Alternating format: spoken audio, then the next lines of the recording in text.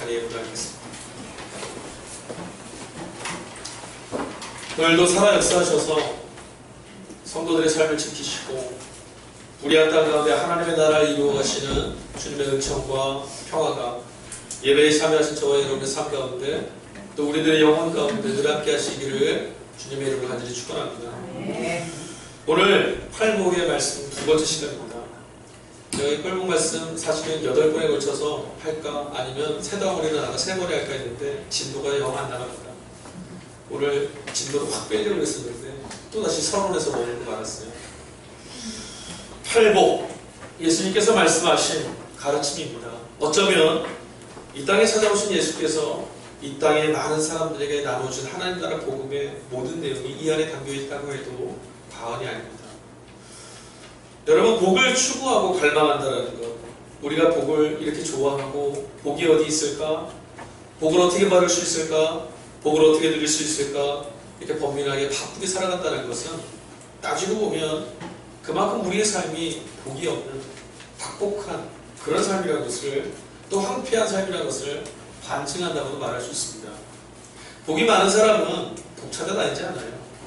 복이 없으니 과연 복이 어딨나? 입을 열어도 눈을 떠도 그 복이 어디 있을까? 찾는 것 아니겠습니까?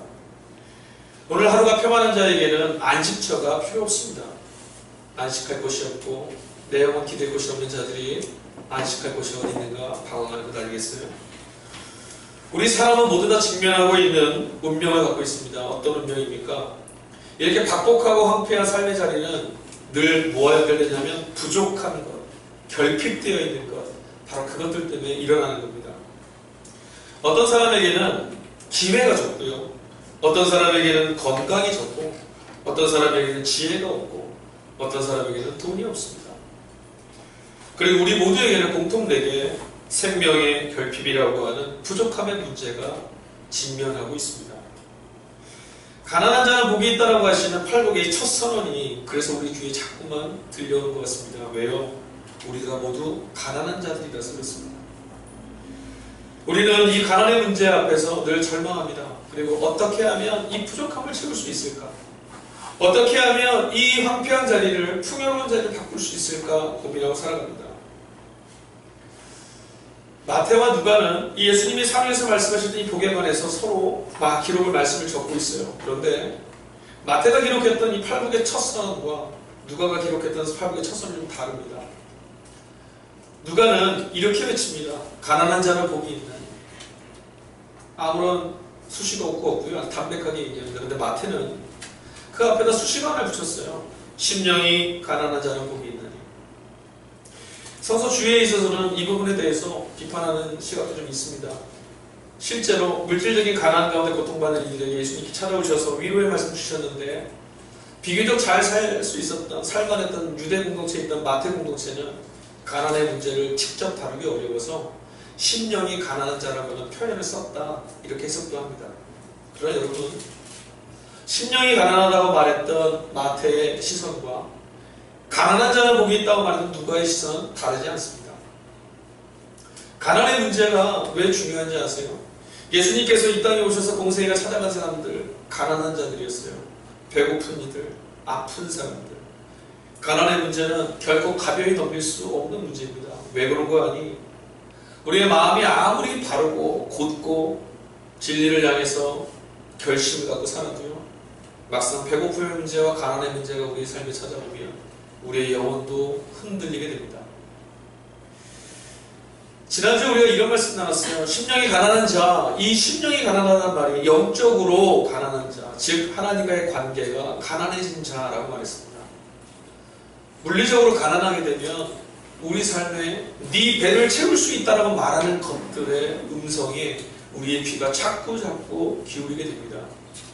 하나님의 음성이 잘 들리지 않고요, 하나님을 향한 갈급함이 사라지게 됩니다. 가난하고 바쁘면 하늘이 보이지 않아요. 가난해서 헐벗어 있으면 땅만 보이게 되어 있습니다. 그래서 예수님은 어쩌면 가난한 자들 곁을 찾아가시는지 모르겠어요. 심령이 가난하다는 말, 도대체 이 말에 담겨있는 것이 무엇일까? 오늘 그것을 조금 더 나눠보려고 합니다. 여러분, 선한 사마리아인의 이야기 잘 아시죠? 네. 누가복음에 나온 예수님의 비유의 말씀이에요. 거기 보면 타인을 위해서, 타자를 위해서 자신의 것을 나누어 주고 사랑하는 마음으로 헌신하는 착한 사마리아인의 이야기가 나옵니다. 근데 여러분, 오늘날 이런 사람도 있어요. 나쁜 사마리아인. 책 제목도 있어요. 보셨어요? 나쁜 사마리아인? 굉장히 재미난 책인데, 경제적인 것들 좀 다룬 책인데, 오늘 나쁜 사마리아인이 많습니다. 도대체 무슨 말인가? 사마리아인은 착한데 착한 그 행위가 왜 나쁜가?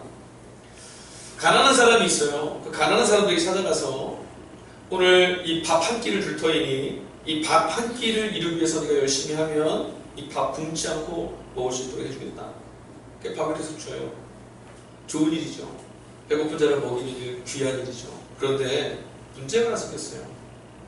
밥 한 끼를 줄 수 있다는 그것에 이 사람은 다른 기회나 다른 가치나 다른 자유를 바라보지 못하고 시키는 대로 밥 한 끼만 얻으려고 계속 열심히 일합니다. 그게 오늘날 세상이에요.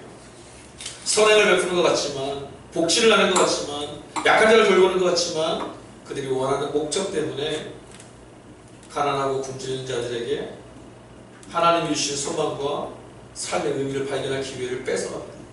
나쁜 사마리아입니다. 여러분, 그런데 우리도 스스로에게 참 나쁜 사마리아인인 경우가 있습니다. 언제입니까? 저는 오늘 가난한 자와 심령이 가난한 자의 차이에 대해서 좀 주목했으면 싶습니다. 우리들은 모두 다 가난한 자인데요. 성경은 우리에게, 오늘 우리가 읽은 마태 공동체 이 복음서에는 심령이 가난한 자가 되라고 요구하고 있습니다. 단순히 우리 삶의 여러 가지들, 무엇이 없고 어떤 것이 부족하고 이것이 없으니까 안 되는 그런 가난함의 자리, 거기에서 하나님의 은혜를 갈구하는 그 자리, 거기 있지 말고 심령이 가난한 자가 되라고 이야기하고 있어요.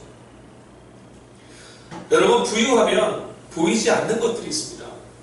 우리 이웃쪽에 불교에 보면 요즘 잘생긴 스님 한 분이 요즘 인기를 얻고 계시잖아요. 제가 그분한테 자격지심 좀 있어요. 잘생겼어요.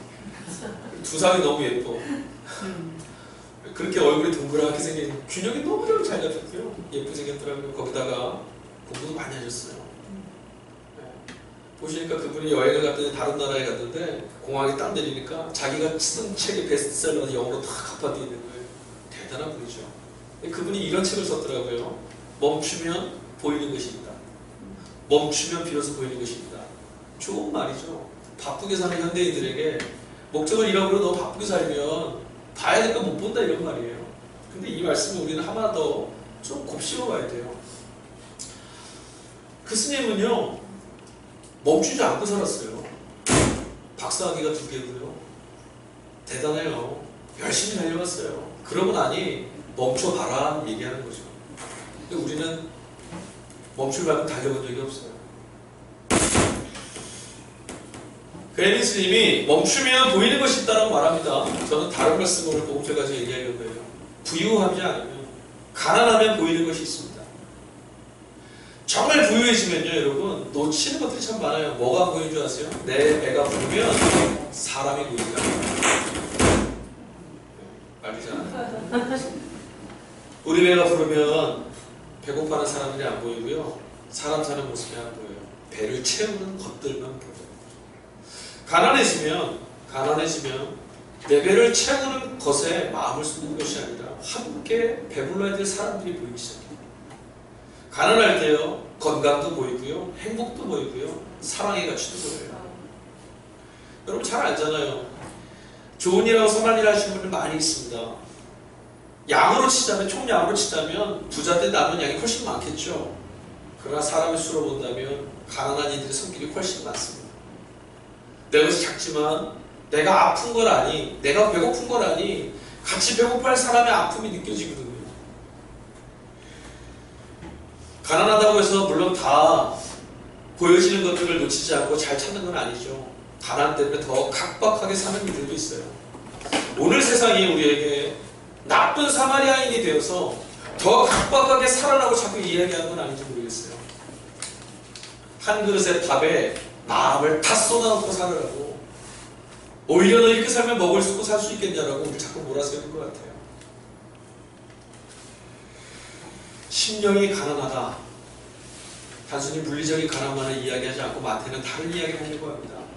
예수님의 말씀 속에 뭔가 다른 게 들어있다는 거예요. 예수님의 말씀을 듣기 위해서 왔던 그 사람들 다 가난한 사람들이거든요. 근데 여기다 하나를 더 붙였어요. 심령이 가난한 사람. 자신의 삶과 인생 앞에서 무력감과 절망감에 놓여있는 사람, 결국 자기 스스로 자기의 인생을 구원할 수 없음을 뼈저리게 느끼고 그 불가함 앞에서 절망하는 사람, 내 인생의 한 걸음을 어떻게 빛 가운데를 이끌어갈 수 있을까 답이 없어서 신음하는 사람, 스스로를 구원할 아무런 능력도 가지고 있지 않은 자기 자신을 바라보면서 하늘을 올려다보며 눈물을 흘릴 수밖에 없는 그런 사람, 그걸 누구라고 하냐면 오늘 본문의 심령이 가난한 사람이라고 하는 거예요. 주님의 말씀처럼 우리는 우리 스스로를 키를 한 자도 자라게 할 수 없는 사람들이에요. 여러분, 우리는 우리의 내일을 책임져 줄 수도 없습니다. 우리가 우리의 내일을 약속할 수도 없잖아요. 우리의 오늘을 살아온 것처럼 내일도 내가 지켜낼 수 있다? 천만의 말씀입니다. 우리가 세워놓은 바벨탑들은요 모두 한 줌의 흙으로 사라질 것들이라고 우리는 알고 있어요. 그럼에도 불구하고 또다시 이 탑을 쌓으려고 달려가고 있습니다. 보지 못하는 게 있는 거죠. 탑밖에 보이지 않는 거예요. 여러분, 우리가 정말 힘들어하는 이유는 뭘까요? 여러분, 한 주간 정말 힘들고 어렵게 사셨죠? 한 주간 주여 그런 기도 참 많으셨죠? 할렐루야 하는 기도가 많았어요. 주여 하는 기도가 많으셨어요. 정말 우리가 힘들어하는 이유는 뭘까요? 정말로 가난해서 그렇게 힘든 걸까요? 정말로 건강이 좋지 못해서 그것 때문에 아무것도 할 수 없어서 그래서 힘들어한 건가요? 아니면 정말로 상황이 남들보다 좋지 않으니까 그래서 힘든 건가요? 능력이 없고 힘이 없고 빽이 없으니까 그래서 내 인생은 힘든 건가요? 아닙니다. 그렇지 않아요. 실상은 그런 상황이나 그런 여건이 문제가 아니에요. 그 앞에 서 있는 내가 문제거든요. 내가 어떻게 할 것인가에 대한 답을 얻지 못하니까 괴로운 거예요. 가난합니다. 맞아요. 가난해요. 그런데 우리 이렇게 질문합니다. 이 가난 가운데 이제 내가 어떻게 해야만 될까? 답은 보이지 않아요. 그러니 괴롭죠. 건강하지 못합니다. 예, 어떤 사람보다 건강하지 못할 수 있어요. 근데 다시 난 속으로 질문합니다. 그럼 내가 뭘 할 수 있을까? 답 없죠. 이미 건강이 없는데, 이미 돈이 없는데 뭘 어떻게 해요? 그러면 우린 계속 곱씹습니다. 그럼 내가 뭘 할 수 있을까? 그럼 내가 오늘 뭘 할 수 있을까? 이런 내가 내일 어떻게 될 수 있을까? 참담하죠.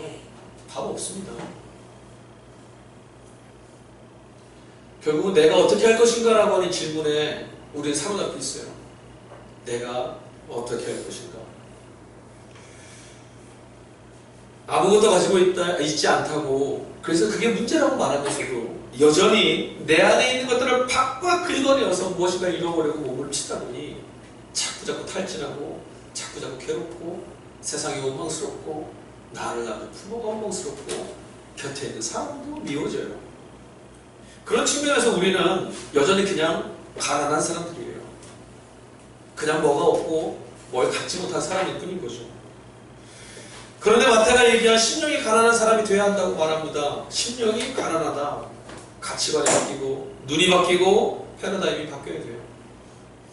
더 잘해내야 되고 더 많이 가져야 되고 더 많이 이루어야 된다고 말하는 세상의 삶에서 내 스스로 할 수 있는 것이 없음을 경험하는 심령이 가난한 사람, 그렇게 되어지면 결국 자신의 삶에서 자신을 구원할 수 없다는 것에 멈추지 않고요, 내 삶을 구원할 일을 향해서 눈을 돌리게 돼 있어요.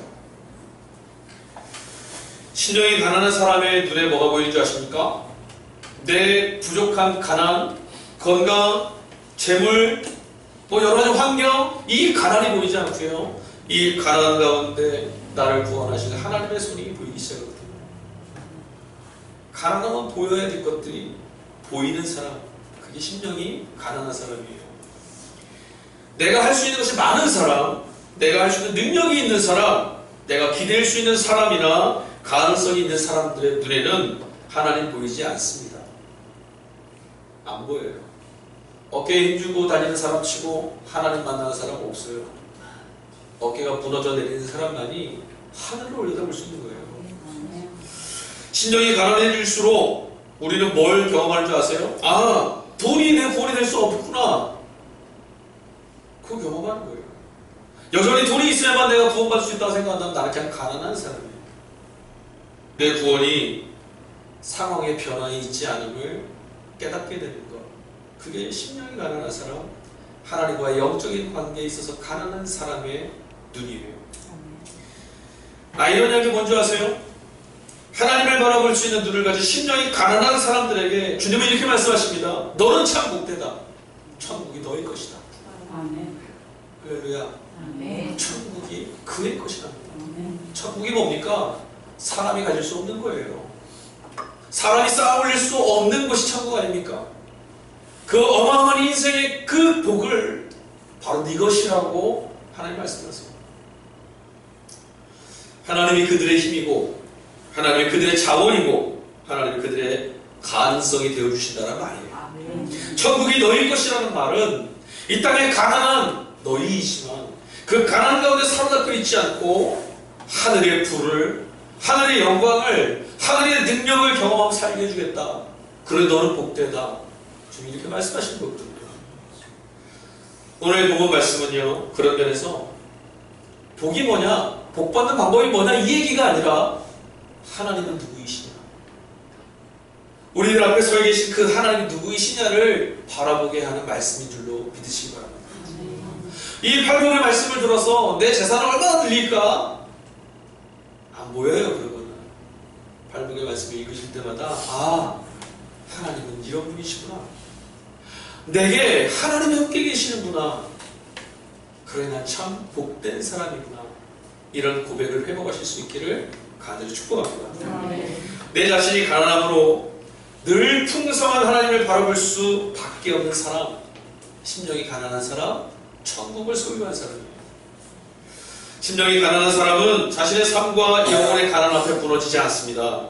그의 가난은 하나님을 향한 적극적인 신앙의 자리로 나아가라고 그를 채찍질하거든요. 너의 구원이 저기 있다라고 보여주거든요. 너를 구원할 이 절망의 자리로부터 너를 구원할 손길이 바로 저기 있다라고 말씀하고 있거든요. 심령이 가난한 사람은 하나님께서 하셔야만 살아갈 수 있기에 하나님께 기도하게 돼 있어요. 세상에 많은 사람들이 말합니다. 기도만 하면 답이 되냐? 너무 무기력하고 너무 포기하는 삶 같다. 그래서 여러분, 저는 오늘 이 말씀을 가지고 여러분에게 선포하겠습니다. 심령이 가난한 자에게 삶의 주선은 하나님께 있습니다. 그렇게 기도하는 거예요. 심령이 이미 가난해요. 내가 그거 할 수 없다니까요. 절망에 지금 자리에 있다고요. 근데 뭘 더 어떻게 하겠다고요? 심령이 가난한 사람은 하나님이 먹이셔야만 먹을 수 있다는 걸 압니다. 심령이 가난한 사람은 하나님이 열어가셔야만 인생이 열린 것을 알고 있어요. 심령이 가난한 사람 내 곁에 아무도 없지만 하나님 내 곁을 채우고 계시고 지키심을 알고 있어요. 그래 하나님을 바라보게 됩니다. 오늘 본문의 1절을 다시 한번 볼까요? 오늘 1절은 이렇게 시작합니다. 예수께서 무리를 보시고 산에 올라가 앉으시니 제자들이 나온지라. 이 부분 참 재밌어요. 4장까지의 말씀을 보니까요, 공생애를 시작하신 예수님께서 시험 갖고 나오셔서 제자들을 불러내고 기적을 행하시고 가난한 자들을 입히고 병든 자를 낫게 하고 귀신을 내쫓으면서 막 달려오십니다. 그래서 오늘 4장의 끝부분이 뭐라고 하면 수리아와 온 지역에 소문이 팍 나서 사람들이 주의 예수께로 막 몰려든다고 딱 4장이 끝이 나요. 그런데 오늘 1장 말씀, 1절 말씀, 5장의 1절의 시작이 좀 달라요. 예수님의 곁에 그렇게 몰렸던 수많은 사람들이 5장 1절에는 사라집니다. 5장 1절 다시 읽어드릴게요. 예수께서 무리를 보시고 산에 올라가 앉으시니, 뭐죠? 무리를 떠나서 산에 올라가셨어요. 자신의 소문을 듣고 쫓아온 많은 사람들을 뒤로 하시고 산에 올라가셨어요. 그리고 나서 제자들이 나오는지라. 산 밑에서 예수님의 기적, 병든 자에게 먹을 걸 주고 그 배고픈 자에게 먹을 걸 주고 병든 자를 고치고 귀신을 내어쫓으시는 그 능력을 보며 몰려왔던 수많은 사람들이 산 위에 올라가신 예수님과 지금 같이 길을 걷지 않아요. 누구만 올라갔어요? 제자들. 유진 피터스 목사님은 이 본문을 이렇게 소개했더라고요. 예수님께서 산에 올라가셨더니 예수께 인생을 건 사람들이 주 앞에 나오는지라. 맞습니다. 제자들은 누구냐면 주님께 소망이 있음을 믿고 그 주님에게 인생을 건 사람들이에요. 저는 오늘 이 산 아래에 있는 사람과 산 위에 있는 사람들 좀 주목해봤으면 좋겠어요. 가난한 사람과 심령이 가난한 사람, 산 아래에 있는 사람들은 다 가난한 사람들이에요. 그러나 이 산 위에 예수님이 말씀하실 때 그곳에 앉아있던 사람들, 심령이 가난한 자들입니다. 우리는 이 팔복의 말씀이, 하늘의 복을 이야기하는 이 말씀이, 하늘을 유업으로 받은 사람들이 걸어갈 그 복에 관해서 하시는 이 말씀이 심령이 가난하여 주 앞에 나온 이들에게, 제자들에게 자신의 인생을 주와 더불어 걷겠노라 의탁한 이들에게 주신 말씀임을 알 수 있어요. 아무나 이 복을 누린다는 게 아니라 예수의 길에 동참하고 예수와 함께 살며 작은 예수가 되어보겠노라고 자신의 인생의 걸음을 옮기는 사람, 주님이 짊어지던 십자가가 옳다고 나도 십자가를 짊어지고 하나님의 나라를 향해 달려가겠노라고 하는 이들에게 주님이 주시는 축복이에요. 여러분, 예수님이 이 땅에 사실 때 부유하셨나요? 예수님이 이 땅에 사셨을 때 헤롯 왕처럼 왕위를 얻고 성공했었나요? 예수님이 이 땅에 사셨을 때 누구보다 유명하여서 명성을 얻고 명예를 얻고 존경받았었나요? 그렇지 않았거든요. 예수님이 이 땅에 사셨을 때 늘 땅 아래에 있는 저주를 온몸으로 짊어지고 사셨어요. 당시 수많은 가난한 자들이 있었지만, 병든 사람들도 있었지만, 아픈 사람들도 있었지만, 죽어있는 자들도 있었지만 다 지금 산 아래에 있습니다. 그들이 몰려들었던 이유는 하나예요. 나쁜 사마리아인의 이야기에 사로잡혀 있어요. 그냥 오늘 한 끼의 식사를 마련해 주시는 방법을 얻으려고, 오늘 이 몸 아프고 좀 나아보려고 또 주님 찾아가다가 주님이 올라가신 산 위에까지는 가지 않아요. 어쩌면 우리들도 이런 신앙생활 하는지 모르겠어요. 오늘 내 삶에 찾아오는 어떤 문제 하나의 해결에 우리의 마음과 관심이 머물러 있으면 우리는 그냥 가난한 사람들이에요. 근본적인 문제가 해결돼야 되지 않겠어요? 오늘 한 끼 식사가 해결돼도요, 내일 또 배고파요. 오늘 내 몸에 치유를 얻어도요, 병이 나아도요, 내일은 죽어요. 왜 우리의 삶에 이 고통과 아픔이 찾아오는지를 직면해야 되지 않겠습니까? 왜 우리가 살아가는 이 땅에, 왜 우리의 인생에 이 어둠의 이야기가, 고난과 이 아픔의 이야기가 계속 내 삶의 흔적처럼 지워지지 않고 떨어지지 않고 들러붙어 있을까요? 죄와 탐욕이 지배하는 세상을 살고 있어서 그래요. 그렇다면 이 배고픔으로부터, 이 가난으로부터 영원한 생명의 떡 되시는 예수 그리스도와 함께 살 수 있는 방법은 뭐겠습니까? 주님이 올라가신 산 위에 주를 따라 올라가는 거예요. 주님이 계신 곳에 있는 거예요. 여러분, 정말 배고픈 사람은요, 표현에 얽매이지 않습니다. 근데 그거 아십니까? 이렇게 적당히 배가 고프면요, 남들에게 부걸 못해요. 그죠? 내 배가 적당히 배가 고프면 남들에게 가서 아쉬운 소리 못하잖아요. 여러분 가셔서 옆집에 가서 밥 빌리고 빵 빌리고 이렇게 하실 수 있어요? 정말 배고프면, 죽을 것 같으면 어떻게 되나요? 하게 되죠. 산 아래에 있는 사람들은 아직 배고픈 사람 아니에요. 자신의 심령을 박박 긁어도 나오지 않는 이 생명의 이야기에 아파하는 사람이 아니거든요. 그냥 한 끼 식사에 만족할 수 있을 만한 사람이에요. 내가 이 밥을 먹어도 영원히 배고픈 사람이라는 이 아픔을 갖고 있는 사람은 예수를 향해 달려가지 않을 수가 없는 거예요.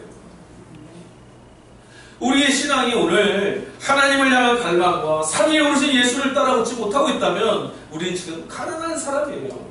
그냥 산 아래에서 예수께서 우리 배에 불려주시는 거에 만족할 사람들. 심령이 가난한 자는 빵 하나에 눈이 쏟아지지 않아요. 그 빵을 가지고 나를 찾아오신 주님께 내 마음 옮겨지는 거예요.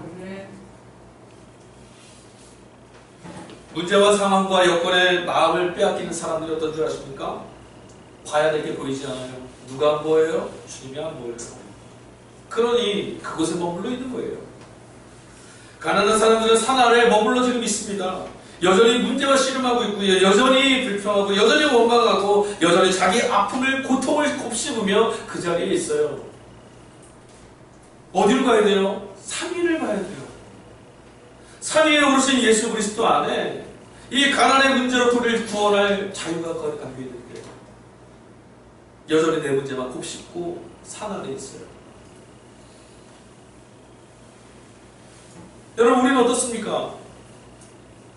한 주간 우리의 관심과 우리의 발걸음과 우리의 지향이 산 위에 오르신 주님을 따르고 있었습니까? 아니면 산 아래에서 주님 오시기 전에는 경험하고 있던 배고픔과 가난함과 질병을 곱씹고 살고 계셨습니까?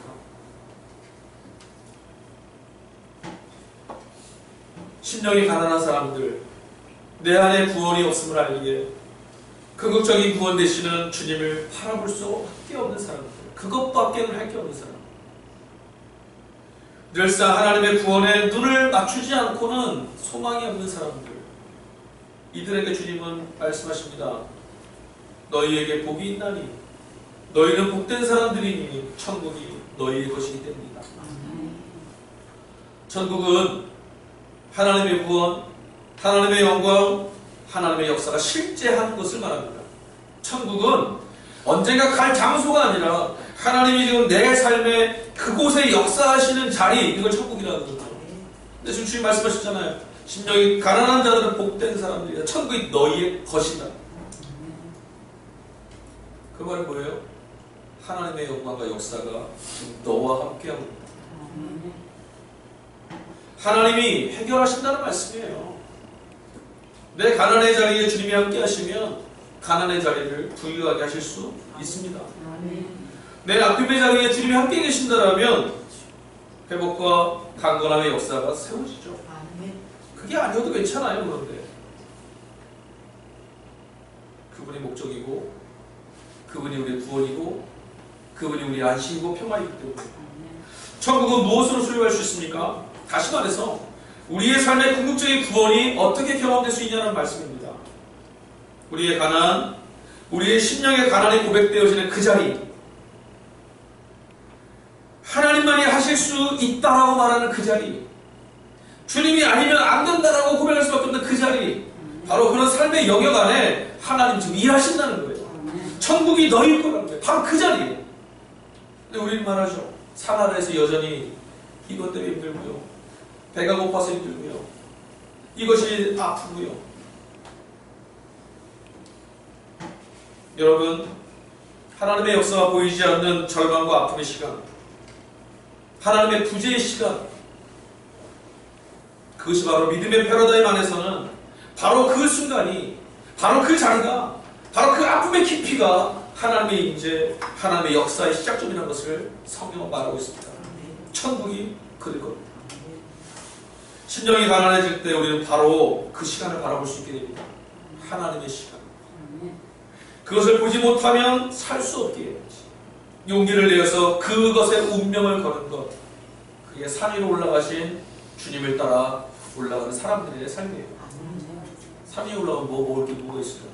산 위를 따라 올라간다니까요. 가지고 보면 3절에서 말하는 심령이 가난한 자, 4절에서 말하는 애통하는 자, 모두 다 뭔지 아세요? 내 것을 잃어버린 사람들이에요. 내 것을 잃어버린 사람. 내가 움켜쥐고 있는 것, 내가 붙잡아야 되는 것, 내가 할 수 있다고 몸부림치는 것들이 다 무너진 사람들. 가난한 사람, 애통하는 사람. 바로 그런 자들에게 주님이 말씀하시는 거예요. 너에게 내가 있다. 예전에 아주 유명했던 드라마 하나 있었죠? 거기서 닭살 돋는 멘트가 연인들 간에, 사랑하는 연인들 사이에 닭살 돋는 멘트 하나 때문에 아주 유명했던, 여기에는 이걸 못 보신 이제 이 세대도 있는데, 박신양이라고 하는 배우가 그런 말을 했어요.